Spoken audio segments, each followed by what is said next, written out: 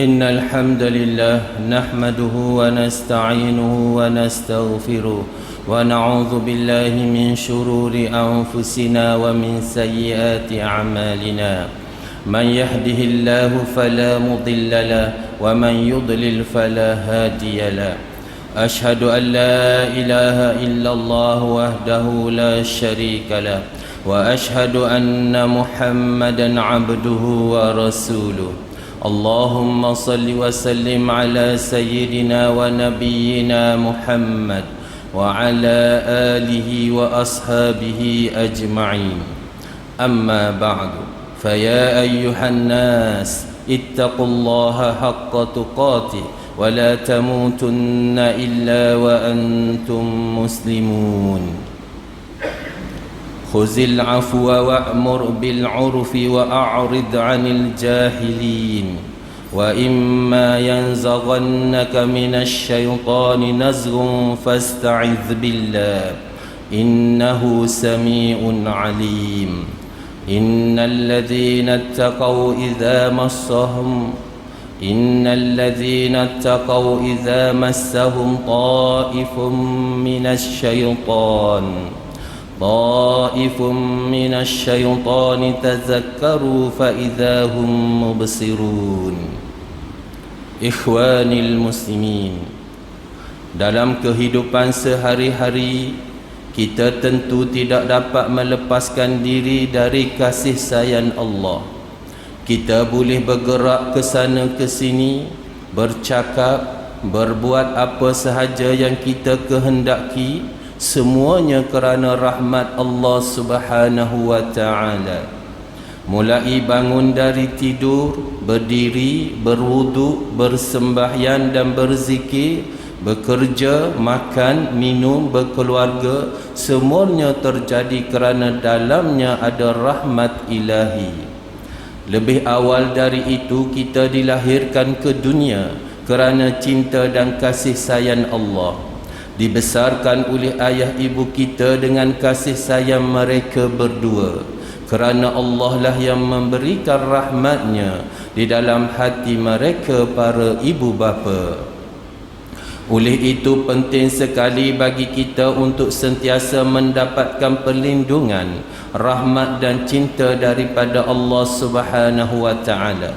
Dan bagi tujuan ini Rasulullah sallallahu alaihi wasallam menyampaikan kepada kita antara beberapa perkara yang harus kita miliki agar rahmat tersebut dekat dengan kehidupan kita. Rasulullah sallallahu alaihi wasallam bersabda, "Salasum man kunna fihi awahu Allah fi kanafi wa nashara alaihi rahmatah wa adkhalahu jannatah. Man idza u'tiya syakara wa idza qadara ghafara wa idza ghadiba fatara." Rawahul Hakim.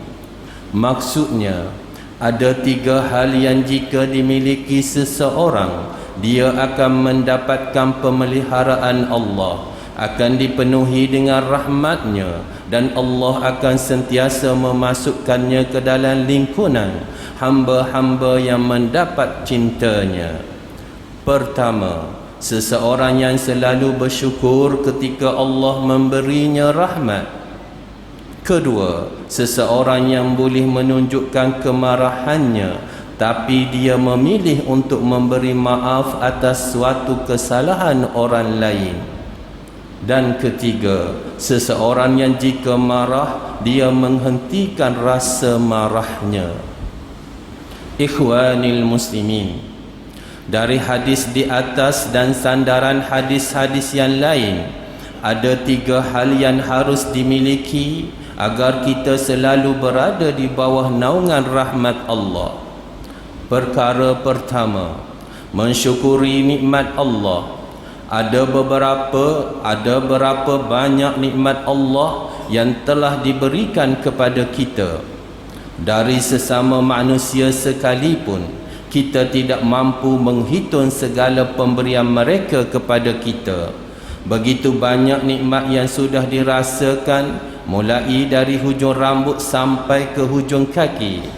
Bayangkan pula dengan nikmat dari Allah, nescaya tidak terhitung dan tidak ada bandingannya lagi. Agungnya Allah apabila kita pandai bersyukur, Allah tambahkan lagi nikmat tersebut atas diri kita. Firman Allah Subhanahu wa ta'ala, wa idh ta'azzana rabbukum la in syakartum la azidannakum wa la in kafartum inna azabi lasyadid. Artinya, dan ingatlah ketika Tuhan kamu memberitahu, demi sesungguhnya jika kamu bersyukur, nescaya aku akan tambah nikmatku kepada kamu, dan demi sesungguhnya jika kamu kufur ingkar, sesungguhnya azabku amatlah keras. Surah Ibrahim ayat yang ke-7.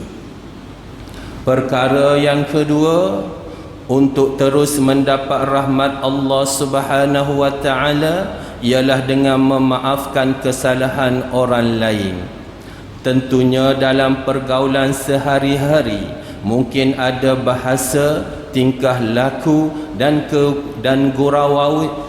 gurauan yang menjadi penyebab kepada timbulnya salah faham dan boleh berakhir dengan permusuhan.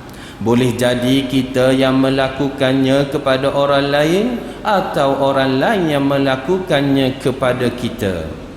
Dalam hal inilah Allah Subhanahu wa ta'ala berfirman, khuzil afwa wa'mur bil urfi wa'arid 'anil jahilin. Artinya, terimalah apa yang mudah engkau lakukan dan suruhlah dengan perkara yang baik, serta berpalinglah, jangan dihiraukan orang yang jahil, yang degil dengan kejahilannya. Surah Al-A'raf ayat 199. Ikhwanil muslimin, dengan memaafkan kesalahan orang lain yang pernah melanggar hak diri kita secara peribadi, ia akan menjadi tarikan untuk tetap masuk ke dalam golongan yang diberi rahmat oleh Allah Subhanahu wa ta'ala. Percayalah, dendam kesumat tidak akan menyelesaikan sebarang masalah, bahkan ia akan membuat hidup terseksa dan meletihkan. Lebih penting dari itu, kita pula akan disayangi oleh Allah Subhanahu wa ta'ala. Perkara ketiga, untuk menarik rahmat Allah Subhanahu wa ta'ala ialah menghentikan kemarahan. Kemarahan lazimnya terjadi kerana ada kejadian yang diakibatkan oleh tindakan orang yang jahil. Kemarahan ini jika tidak dikendalikan, membuat diri kita mudah melakukan perbuatan-perbuatan luar dugaan, gelap mata dan tanpa berfikir panjang, sehingga ada kejadian-kejadian yang membawa kepada kematian. Sebagai Muslim mukmin sejati, janganlah kita bersifat demikian. Kemarahan yang tidak dikawal ini akan menodai akhlak kita sendiri.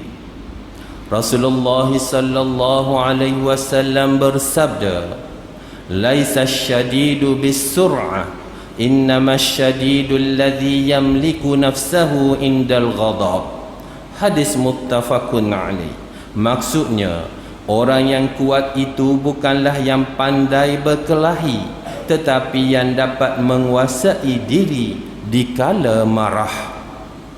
Ikhwanil muslimin, dari khutbah yang dibacakan tadi, rumusannya ada 3 faktor yang dapat menarik cinta dan rahmat Allah Subhanahu wa ta'ala kepada kita.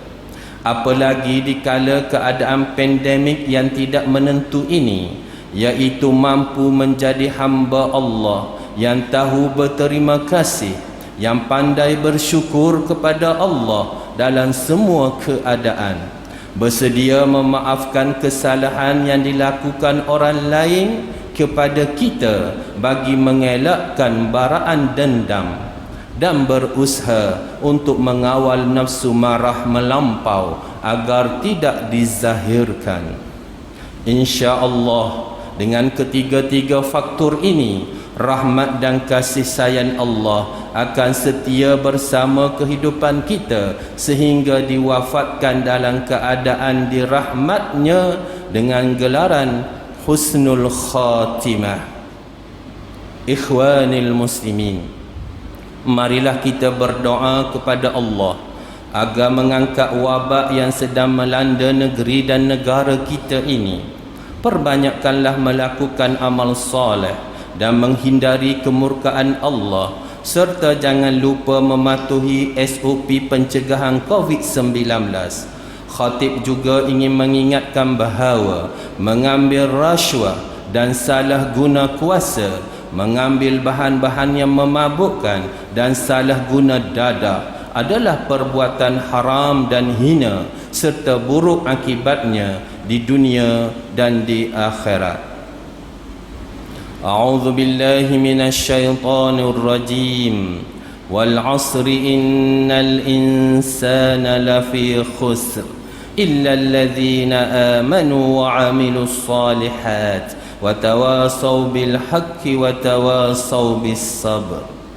Barakallahu li wa lakum fil Qur'anil azim wa nafa'ani wa iyyakum bima fihi minal ayati waz zikril hakim wa taqabbala minni wa minkum tilawatahu innahu huwas samiul alim. Aqulu qawli hadha wa astaghfirullaha li wa lakum wa li jami'il muslimina wal muslimat wal mu'minina wal mu'minat fastaghfiruhu faya fawzal mustaghfirin wa ya najatat taibin.